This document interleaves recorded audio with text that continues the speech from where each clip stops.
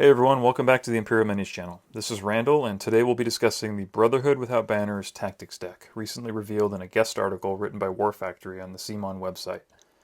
As I've said in previous preview videos, the base Tactics deck will really make or break this faction more than any one unit or commander. So now that we have full knowledge of the base Tactics deck, we'll very quickly run through the cards in this video. I'll provide my input on each of the 7 cards, and then we'll quickly wrap up with an overall review and discussion of theme and power level. Looking at all the cards at a glance, 4 of the 7 cards are brand new, and 1 of the remaining 3 has only been seen before in one other commander's tactics deck. 2 of the cards, Sudden Retreat and Regroup and Reform, are staples of other faction-based tactics decks and commander decks. We'll start off our discussion by quickly running through the repeated cards, then moving to the much more exciting topic of the 4 brand new cards. When I discuss each card, I will assign that card 1 or more categories to characterize the card. These categories are Control, Damage, Movement, and Survival. At the end of the video, I'll add these totals up and show you where the faction's tactics deck ranks in terms of these various categories. This will give us a good high-level idea of the theme of the Brotherhood's tactics deck. Alright, the first card is Sudden Retreat. This is the first repeated card. It falls under the Movement and Survival category. It reads, after an enemy completes a melee attack, target the defender. They perform 1 retreat action. If this targets your commander's unit, it may reroll any retreat distance dice. This card feeds into the faction's supposed movement focus. There are a couple of other cards in the deck that include movement components as well. This card is especially useful in a faction that intends to have multiple units engaged with one enemy, due to the peasant's gang up ability. So you could retreat from a melee that your opponent will still be stuck in, giving you a chance to potentially charge back into that melee. The next card is Regroup and Reform, which falls under the Survival category. It reads, at the start of a friendly turn, target 2 friendly infantry units in long range of each other. Remove up to 4 models from one of these units. Restore that many wounds to the other. You may then move 1 attachment from one of these units to the other, replacing 1 model as usual and keeping usual attachment restrictions, or switch 2 friendly attachments in those units. For a faction with a mix of cheap chaff, the Peasant Levy, and potentially expensive elite units like Rose Knights, Kingsmen, Winterfell Guards, etc., this card will be great for keeping those expensive units fighting for longer. Additionally, since the faction gets a free point allowance for an attachment, you could use this card to transfer an attachment to a unit who needs it more. When you factor in units with adaptive, like Stormcrow Mercenaries or Winterfell Guard, you could possibly move a free 2-point attachment like Ramsay Snow around to another unit in addition to moving around wounds. The third card is Azor Ahai. It is a survival category card. When a friendly unit is performing a panic test after rolling dice, that unit can only suffer a maximum of 1 wound from failing this test. If this targets your commander's unit, it passes this test instead, and all enemies engaged with it become weakened. This is almost identical to Stannis the One True King's card of the same name, except this card gives out a weaken token instead of a panic token, and requires the target to be the commander for that effect, not a R'hllor unit. Certain factions, like Lannisters, are really not going to like another faction having a way to essentially auto-pass a panic test, or at least be very minimally punished for failing one. Bolton players will also not be happy about this, but Bolton players have plenty of other things not to be happy about. Many a game has been decided by a critical fail on a panic test that wipes out a unit at a critical moment. Having this card can help prevent that. This can also help minimize the damage your commander takes if he's being assailed from multiple sides by giving out weaken tokens. If your commander gets hit in the rear by a near unpassable panic test, you can use this to auto-pass that panic check and then weaken all the units surrounding him. The next card is the first completely new card. It is Knights of the Hollow Hill, and it falls under the Control, Movement, and Survival categories. It reads, when a friendly combat unit is targeted by an enemy ability or tactics card, that unit performs 1 morale test. On a success, cancel the effect of that ability or tactics card. Then, that unit may perform a 3-inch maneuver action. This card seems to function a bit like the old Boisterous Charisma, but on a stick, and with a morale test requirement. The morale test is a risk-reward component of the ability. It's a risk in that the morale test might just fail and the card does nothing. If the morale test does pass, you stand to possibly benefit from various morale test-related abilities like Duty to the Crown, Dauntless, R'hllor, Faith Mechanics, and others. The free maneuver is another great component here. Let's say the enemy targets your unit with an ability like Mark Target or a tactics card before you expect them to attempt a charge or a ranged attack. You could cancel that ability or card and then maneuver out of range or spin around so you're not getting hit in the flank, completely messing up your opponent's plan. Next is the Forgotten Fellowship, which falls under the movement and survival categories. It reads, at the start of any round, target one friendly combat unit. It performs one march or retreat action, then becomes weakened. This card has a very high power level potential, given the right situation, and it's really one of the cards that I'm most excited about. There are so many possible scenarios where this is useful that we can't really spend enough time talking about all of them. Some of the standouts to me, though, are at the top of the round, when your opponent is first player, you could retreat out of a melee to possibly avoid getting hit during that opponent's first turn. At the top of the round, when you're the first player, you could retreat out of combat to either avoid being killed or to charge back in later and deliver a bigger hit.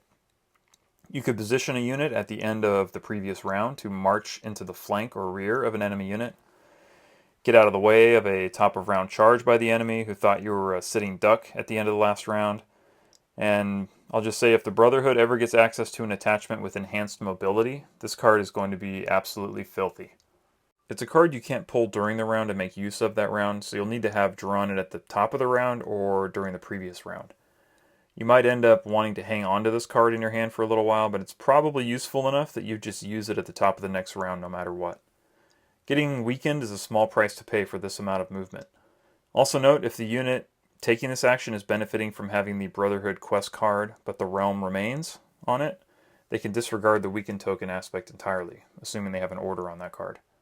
The next new card, Take Up the Sword. This one falls under the survival category. It reads, when a friendly combat unit activates, that unit performs one morale test. On a success, choose one. It restores one wound plus one additional wound for each of its destroyed ranks, or target one enemy combat unit in long range. It becomes panicked and weakened. So here's a card that works like a better, more versatile version of Warcry. This is another card that works from passing morale tests, so there's a chance that the unit you need to use this on just won't pass that test, and this is a dead card. You can attempt to just use it for the tokens on your highest morale units, but in situations where you need to use it for the heals, you'll just be hoping those peasants pass their 6+ test. As mentioned before, there are other abilities in the Brotherhood that we know of that trigger from passing a morale test. Duty to the Crown on Barracks Commander attachment could supplement the healing of this card. So if Barracks unit was on one rank, let's say, you could play this card, pass the morale test, then heal 3 wounds from this card, and then heal an additional 1 from Duty to the Crown, or an additional 2 if you control the Crown. So this card could potentially heal 5 wounds.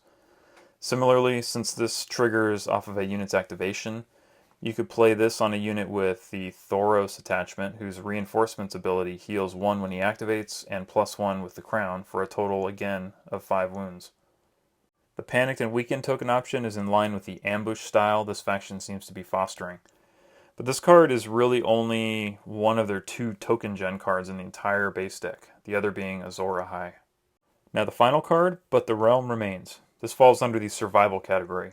It reads, at the start of any turn, target one friendly combat unit and attach this card to them until the end of the game. Each time a friendly infantry or cavalry unit is destroyed, place 1 order token on this card. At the start of a friendly turn, you may remove 1 order token from this card. If you do, restore 3 wounds to that unit. While this card has an order token, the attached unit may not gain condition tokens. This is the Brotherhood's quest card, and a pretty crazy one at that. This might be the best quest card in the game. I feel that the first ability to remove a token and heal 3 wounds is something you'll only use when you're desperate to either to keep a unit alive or to bulk up your unit's ranks to slap back against an enemy hard enough to kill it. This ability could be combined with other healing effects in the faction, like the aforementioned reinforcements, or followed up with the Take Up the Sword card to heal several more wounds. The best part of this card, though, is, of course, the second ability. There are very few mechanics in the game that grant a unit immunity from condition tokens, and there are none that I am aware of that grant total immunity. There are abilities like Drogo's Blood Riders that allow them not to gain weakened tokens, but complete immunity from receiving any condition tokens is very powerful. Removing this card's effect could be a challenge for the opponent, but it's possible based on how you interpret the wording that Barracks' 6 times too many card might render this card ineffective on a unit that was saved from death by that card, since But the Realm Remains does technically target that unit that was saved. Alright, so what's the review of this tactics deck? Before I give my overall impressions, let's look at the whole deck at a glance and see how these cards fit into the broad categories I described at the start of the video. As we see here, there are precisely 0 cards that fall under the category of damage cards. Now we already know that Beric Dondarrion Commander has tactics cards that would fall under this category, and we can expect other Commander tactics cards to follow this trend. If we add Beric's cards to this chart, the deck gains 2 damage cards and 1 survivability card. We have 3 cards with movement components and just 1 with control. Looking at survival, we can see that every single base tactics card has a survival component to it. This is indisputably the focus of the Brotherhood tactics deck. The Brotherhood are designed to endure. The Brotherhood's endurance is unique to them, however. They are not designed like the Baratheon faction, who blunt incoming damage with heavy armor and strike back with tokens and retributive effects. The Brotherhood are not the Greyjoys either, who mix an almost supernatural amount of healing with aggressive melee attack effects. The Brotherhood instead recognizes that they will take damaging attacks from their opponents, they will suffer as all small folk do, and their faith will be tested. But they will rally around each other, supporting each other in combat and ducking in and out of their melees depending on the condition of the battle. Brotherhood units can become more resilient when their comrades fall, and when their morale is tested, they can benefit from extra movement in battle and with heals to their wounded units. This reliance on morale tests does leave them open to the fickle nature of dice, and to opponents' stacking of negative morale modifiers. Thankfully, the Brotherhood has a couple of copies of Azor Ahai in their deck for those catastrophic panic checks. As always, the Commander's tactics decks will add additional flavor to the army. We know Beric has a mostly aggressive tone to his cards so far, and based on the current state of the base tactics deck, we can assume the other commanders will fill in some of the gaps. Thoros of Myr will likely offer a mix of damage and survivability, perhaps with some movement. Lady Stoneheart, presumably a commander in Hero Box 1, will almost certainly focus instead on control and damage, as her sole mission in Unlife is revenge. We'll know more about the rest of the commanders soon, and I'll probably put together a commander tactics card video in the future. I think the Brotherhood-based tactics deck is very strong, but not broken or overpowered. The faction will likely land at a high power level, in contrast to the fun but unfortunate Boltons.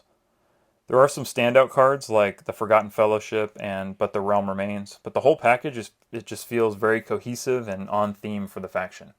The faction's units themselves feel pretty punchy, so they don't need a ton of help with dealing damage. The survivability and movement options offered by the base deck will support these units fantastically. Having access to Stark and Baratheon units will also help fill in any gap in the roster that's needed to support various playstyles and list types.